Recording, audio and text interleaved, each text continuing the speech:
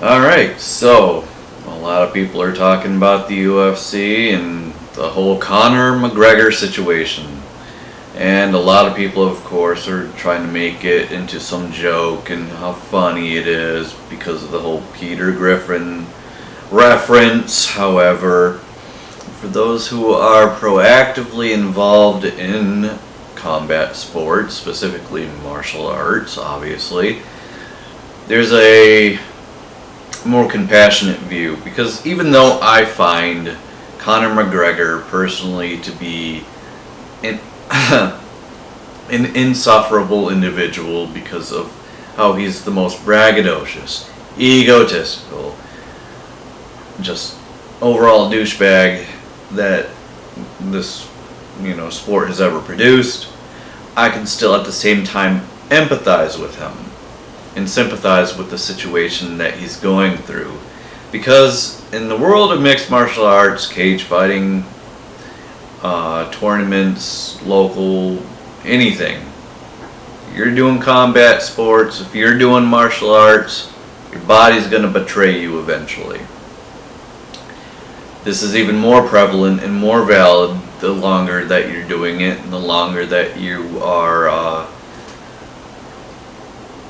competing at a level that is above, say, just casual. So if you're doing it on a serious level, it is more prevalent and more valid and more likely to occur. Then you add in your age. It's referred to as a young man's sport. If you're not done by the age of 35, then you're just asking for your body to crumble beneath you. So if you're not in your 20s or younger, 25 up to I'd say about 30, you're gonna have a bad time, because this is gonna happen more frequently, unfortunately, as you age. So when you first get in there, probably around age 18, it'll be good, it'll be nice, you'll have quicker recoveries should you sustain any injuries, but it'll be the least likely to occur. Because when you're doing high intensive training, your body, it takes a toll on it, right?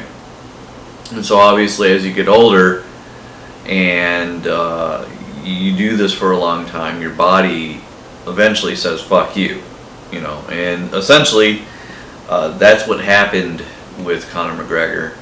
And it sucks, but your body does betray you, and it does happen. Shit happens.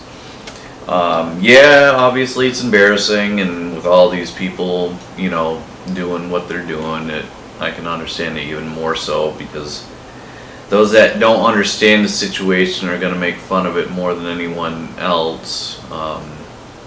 And then of course, if they personally don't like Conor McGregor, but also don't have the respect of understanding what he's going through, they're going to be more likely to do it. But at the end of the day, I don't like Conor, but I can completely empathize and sympathize with his situation and what he's going through, because it does suck. Shit happens, your body betrays you, and of course it's at the worst time every time. It's like it can't pick, I don't know, a day before the fight, or hell, even in the back room, in the locker room when you're warming up. That's the time it should happen at minimum, but no, of course it waits until you throw your first damn kick in the first round, after all this hype and all this anticipation and all the little ego entrants and blah blah blah.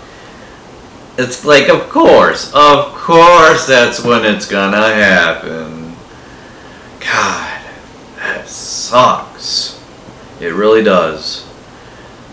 But nevertheless, as much as I don't like him, I do wish him a speedy recovery, and hopefully this doesn't deter him furthermore. But it is what it is. Welcome to the world of mixed martial arts and sports combat. Until next time.